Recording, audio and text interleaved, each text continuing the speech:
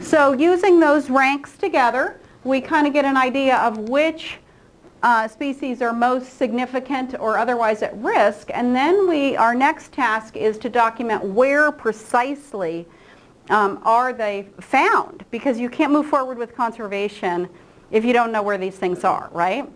So that's really one of the main things with the biotics database, is to document the specific locations. Of course, this is very coarse. We've got animals in blue, plant communities in red, and plants in green, but just to give you a sense of the distribution of the occurrence information. Of course, these aren't actual dots in our system, but a lot of times it's sensitive information. So the real specific mapping, we kind of keep close at hand as much as possible, and we're pretty careful about releasing that information, especially if it's a sensitive species like an orchid or a cactus or something that somebody might have some kind of ill intent of gathering. So we have the specific information, but when we're displaying for the public and on our website and stuff, there's only a certain level that people can download, even though we have more specific information when it comes to doing the conservation planning and that sort of thing. So as you can imagine, there's a lot of different ways we can look at our results when you've got these specific locations mapped out. And it can give you an idea of where you might want to focus conservation efforts based on the patterns that you're seeing on the maps. So this is just a couple of examples. Here's plant species by global rarity, and it just really points out some hot spots. The Mosquito Range, the Arkansas Valley, Mesa Verde. These are just real hot spots for botanical biodiversity in the state.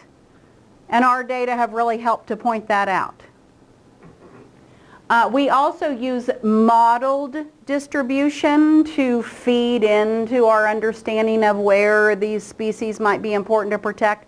We're always going to focus on the known locations, but when you're working on conservation planning, you might consider a broader area when you've done some modeling, which we've had really kind of very little opportunity to do because of funding, but it certainly helps when we can do some modeling for these species. This is a model for another G1S1 that's known over in, on the west slope, northwest.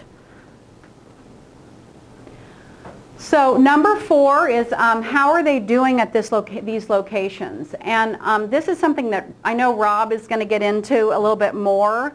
But what we're really looking at here is you might have you can see how many points on the map we have. Well, you can't focus your conservation in all of those places.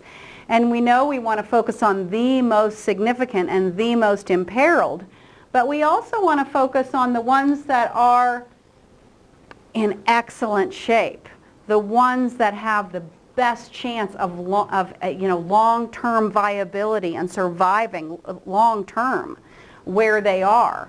So for each of those dots on the map, we apply a what we call a NatureServe element occurrence rank, and each of those dots is signed, and as much as we can, we're working on it, right? The idea is to have A, B, C, or D applied, so that then we can focus on these A's and B's. You don't want to put all your conservation dollars into this D ranked occurrence that is maybe not even going to make it, where you've got 5 plants or something like that.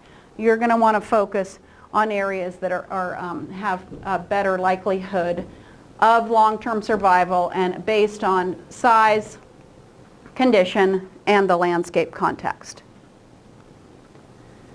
We also do some monitoring to have an idea of how are these plants, animals, and plant communities doing at these locations, and we're committed to using robust scientific methods for looking at the trends. Again, it's funding dependent whether you can really get into the answering these questions, but as much as possible we try to gather data that we can look at over a period of time and really have a better sense for trends.